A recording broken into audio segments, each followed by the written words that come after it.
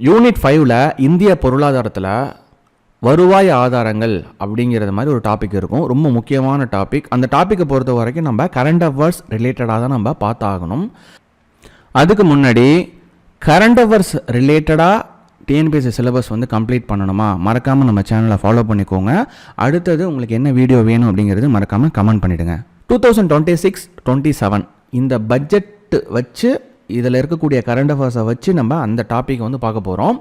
கவர்மெண்ட்டுக்கு வருவாய் அப்படிங்கிறது 2 விதத்தில் கிடைக்கும். ஒன்று வரி வருவாய், இன்னொன்று வரி அல்லாத வருவாய். ஸோ டேக்ஸ் மூலயமா கிடைக்கக்கூடிய வருவாய் இன்கம், டேக்ஸ் இல்லாமல் கிடைக்கக்கூடிய வருவாய். இதில் மெஜாரிட்டியாக கவர்மெண்ட்டுக்கு கிடைக்கக்கூட வருமானம் அப்படிங்கிறது டேக்ஸ் மூலியமாக தான் கிடைக்கும். அது வந்து வருமான வரியாக இருக்கலாம், இல்லை கார்ப்பரேட் டேக்ஸ் பெருநிறுவன வரியாக இருக்கலாம், GST goods and service tax இது மூலியமாக இருக்கலாம்.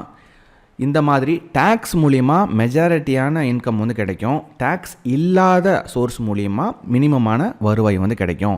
இப்போ நம்ம ₹1 கவர்மெண்ட்டுக்கு வருமானம் கிடைக்கிது அப்படின்னா எந்தெந்த மூலத்திலிருந்து அந்த ₹1 எத்தனை பர்சன்டேஜ் வந்து உங்களுக்கு டேக்ஸ் மூலியமாக கிடைக்கிது வருமானம் அப்படிங்கிறத தெளிவாக பார்க்க போகிறோம். பைலிங்குவலில் அந்த ₹1 கவர்மெண்ட் வந்து செலவு பண்ணுறாங்க அப்படின்னா எதுக்காகலாம் செலவு பண்ணுறாங்க, இதில் காசுகள் அப்படிங்கிறத நம்ம மென்ஷன் பண்ணியிருப்போம். ₹1 எடுக்கும் போது அந்த ₹1 எத்தனை காசுகள் அப்படிங்கிறது நம்ம மென்ஷன் பண்ணியிருப்போம்.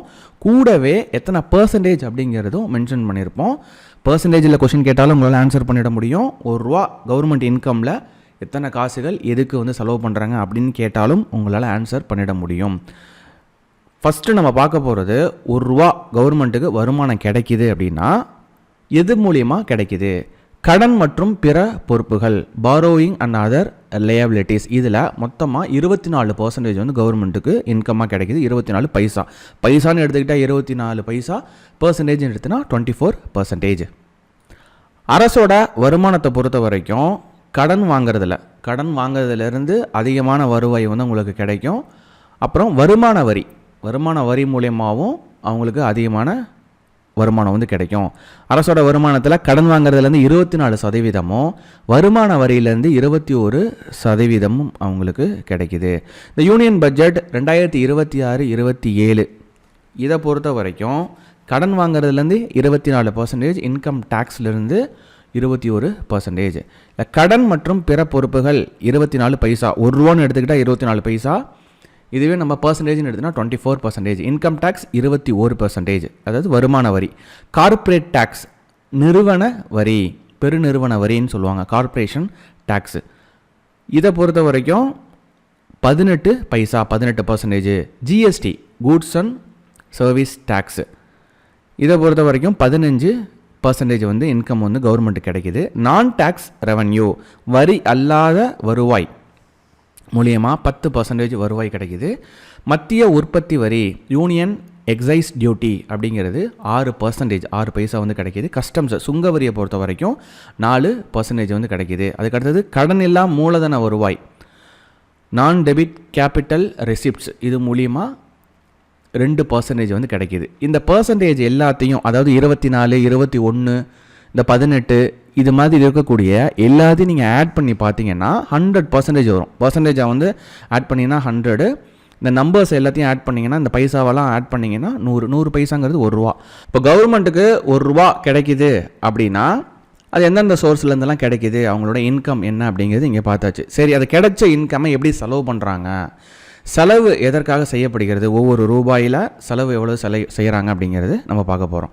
மாநிலங்களுக்கு வழங்கப்படும் வரி பங்கு, சென்ட்ரல் கவர்மெண்ட்டுக்கு கிடைச்ச அந்த டேக்ஸ் ரெவன்யூவை மாநிலங்களுக்கு பிரித்து கொடுக்கறது. அந்த மாதிரி பிரித்து கொடுக்கறதுல 22%, ₹1 எடுத்துக்கிட்டால் 22 பைசா வந்து கொடுத்துருவாங்க.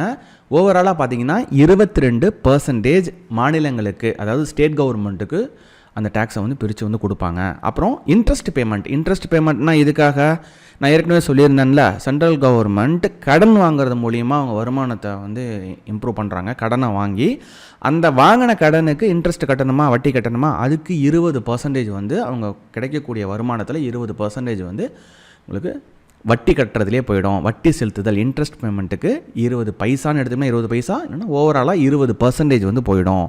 அடுத்தது மத்திய அரசு திட்டங்கள், சென்ட்ரல் செக்டார் ஸ்கீம்ஸ், அதுக்கு 17% ஒதுக்குறாங்க, செலவு பண்ணுறாங்க. டிஃபென்ஸு, ஆர்மிக்கு, பாதுகாப்புத்துறைக்கு 11% வந்து ஒதுக்குறாங்க. மத்திய அரசின் நிதி உதவி பெறும் திட்டங்கள், சென்ட்ரலி ஸ்பான்சர்டு ஸ்கீம்ஸ், அதுக்கு 8% பைசாவை செலவு பண்ணுறாங்க. ஃபினான்ஸ் கமிஷன் அப்புறம் அதர் டிரான்ஸ்ஃபர்ஸ், இதுக்கு 7% வந்து செலவு பண்ணுறாங்க.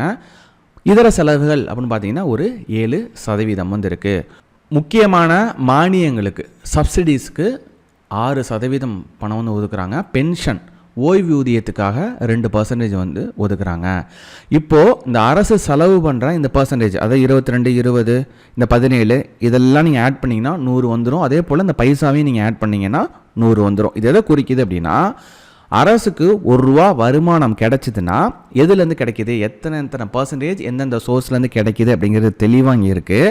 அதே போல் அரசு ஒரு ₹1 செலவு பண்ணுறாங்க அப்படின்னா எந்தெந்த இதுக்கெல்லாம் வந்து எத்தனை பர்சன்டேஜ் செலவு பண்ணுவாங்க, இல்லைனா ஒரு பைசா ₹1 உங்களுக்கு வருமானம் வந்திருக்கு, அந்த ₹1 எத்தனை பைசா எந்தெந்த சோர்ஸ்க்கு செலவு பண்ணுறாங்க அப்படிங்கிறது இங்கே டீட்டெயிலாக வந்து இருக்குது. இது வருவாய் ஆதாரங்களில் கரண்ட் அஃபேர்ஸ் ரிலேட்டடாக ரொம்ப முக்கியம். யூனிட் 5 எக்கனாமிக்ஸில் வருவாய் ஆதாரங்கள் அப்படிங்கிறது டாபிக் வந்து கொடுத்துருப்பாங்க. அதில் இது ரொம்ப ரொம்ப ரொம்ப முக்கியம். அதுக்கு அடுத்தது 2026-27 கரண்ட் பட்ஜெட், இப்போ கொடுத்த பட்ஜெட்டோட மொத்த மதிப்பு அப்படிங்கிறது 53.5 லட்சம் கோடி. இது போன வருஷத்தை காட்டிலும் 2025-26 பட்ஜெட்டோட மொத்த மதிப்பு 46.52 லட்சம் கோடி. போன வருஷத்தை காட்டிலும் இந்த வருஷத்துக்கான பட்ஜெட்டு 7.7% அதிகம். இது ரொம்ப முக்கியமான பாயிண்ட். அப்புறம் பாதுகாப்புத்துறை, டெஃபென்ஸுக்குன்னு மொத்தமாக 7.85 லட்சம் கோடி ஒதுக்கியிருக்கிறாங்க. மூலதன செலவினம், கேபிட்டல் எக்ஸ்பெண்டிச்சர் அப்படிங்கிறது 12.22 லட்சம் கோடியாக அதிகரிச்சிருக்கு. இது வந்து ஜிடிபியில் மொத்த ஜிடிபியில் 4.4% ஆகும். இது ரொம்ப ரொம்ப முக்கியம். ஸோ இது வந்து இந்த வருமானம், அரசுக்கு கிடைக்கக்கூடிய வருமானம் ₹1 கிடைக்குதுன்னா அது எந்தெந்த சோர்ஸ்லேருந்து கிடைக்கிது, ₹1 அவங்க செலவு பண்ணுறாங்க அப்படின்னா எதுக்கெலாம் செலவு பண்ணுறாங்க அப்படிங்கிறது நம்ம கரண்ட் அஃபேர்ஸோட இந்த யூனிட் 5 எக்கனாமிக்ஸில் வரக்கூடிய வருவாய் ஆதாரங்கள், அதை நம்ம இப்போ பார்த்துருக்குறோம். தேங்க்யூ.